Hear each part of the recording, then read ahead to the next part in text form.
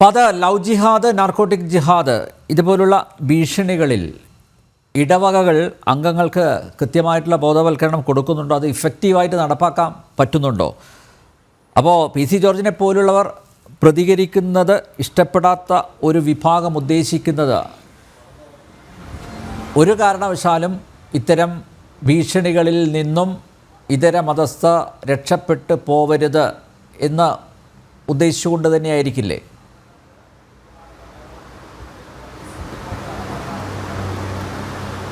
അതായത് ഞങ്ങൾ ഈ ലഹരി വിരുദ്ധ സമ്മേളനം വിളിച്ചു കൂട്ടിയതിൻ്റെ പ്രഥമമായ ലക്ഷ്യം തന്നെ ഈ ലഹരി ഉപയോഗിക്കുന്ന അനവധി യുവജനങ്ങൾ, മുതിർന്നവർ, അങ്ങനെയുള്ള കുട്ടികൾ, അങ്ങനെയുള്ളവർ ഞങ്ങളുടെ ഈ രൂപത അതിർത്തിക്കുള്ളിൽ ഉണ്ട് എന്നുള്ള ഒരു സത്യം തിരിച്ചറിഞ്ഞിട്ടാണ്.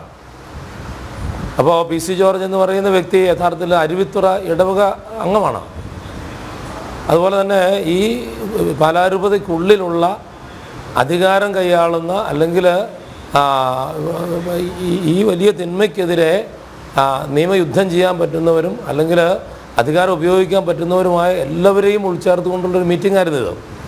ഇവിടെ ഈ മീറ്റിങ്ങിൻ്റെ പ്രത്യേകത ഞങ്ങൾക്കറിയാമല്ലോ, നമുക്ക് സ്വാഭാവികമായിട്ട് എല്ലാവർക്കും അറിയാം. സഭയെ സംബന്ധിച്ചിടത്തോളം പട്ടാളമില്ല, പോലീസില്ല, ആ വിധത്തിലുള്ള ഒരു സിവിൽ അധികാരം ഇല്ല.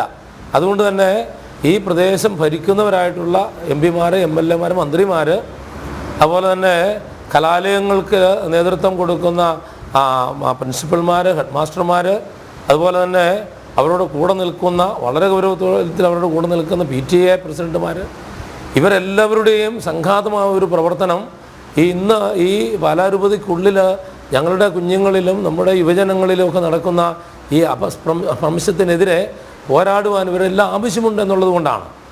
അപ്പോൾ പ്രധാനമായിട്ട് ഈ കാലഘട്ടത്തിൽ ഉയർന്നു നിൽക്കുന്ന ഈ ലഹരികളുടെ ഉപയോഗം കൊണ്ടുള്ള വലിയ പ്രശ്നമായതുകൊണ്ട് ആ ഒരു ലേബലാണ് ഞങ്ങൾ ഈ മീറ്റിങ്ങിൽ പ്രധാനമായിട്ട് എടുത്തതെങ്കിലും ഞാൻ പറഞ്ഞല്ലോ, പി സി ജോർജ് സ്വതസിദ്ധമായ ശൈലിയിൽ അദ്ദേഹം പല കാര്യങ്ങൾ പറഞ്ഞു. അദ്ദേഹം പറഞ്ഞത് ഇത് കുടുംബങ്ങളിൽ നമ്മൾ ശ്രദ്ധിക്കാനുണ്ട്, മാതാപിതാക്കൾ ശ്രദ്ധിക്കാനുണ്ട്, കലാലയങ്ങളിൽ ശ്രദ്ധിക്കാനുണ്ട്, പല വിധത്തിൽ നമ്മളുടെ യുവജനങ്ങളുടെ കുട്ടികൾ നമുക്ക് കൈമോശം വരുന്നു എന്നുള്ള യാഥാർത്ഥ്യം നമ്മൾ തിരിച്ചറിയണമെന്നുള്ളതാണ്. ഏതായാലും ഈ പല വിധത്തിൽ ഈ രൂപതയിൽ നിന്ന് പെൺകുട്ടികൾ, അതുപോലെ തന്നെ ഈ ലഹരി മരുന്നിന് അടിമപ്പെട്ട് ആൺകുട്ടികളും പെൺകുട്ടികളും നഷ്ടപ്പെടുന്നു എന്നുള്ള വേദനാജനകമായ ഭയം ജനിപ്പിക്കുന്ന ആ ഒരു വസ്തുത അറിയാവുന്നത് കൊണ്ട് ഞങ്ങളുടെ ഇടവകകളിലും ഞങ്ങളുടെ രൂപതയിലും ഫൊറോനകളിലും രൂപത മുഴുവനായും ഒക്കെ ഈ കാര്യങ്ങൾക്കെതിരെയുള്ള ബോധവൽക്കരണം ഞങ്ങൾ നടത്തുന്നുണ്ട്. നടത്താതിരിക്കാൻ വയ്യ. It is our right. അത് അഭ്യന്തര മെത്രാനച്ചൻ്റെ ധാർമ്മിക ഉത്തരവാദിത്തമാണ്. തൻ്റെ അജഗണത്തിൻ്റെ ഉള്ളിലുള്ളവർ നശിച്ചു പോകരുതെന്നുള്ള ഒരു വലിയ ഉത്തരവാദിത്തമുണ്ട്. അതിൻ്റെ ഉത്തരവാദിത്തം ഞങ്ങളെ ഏൽപ്പിച്ചിട്ടുണ്ട്.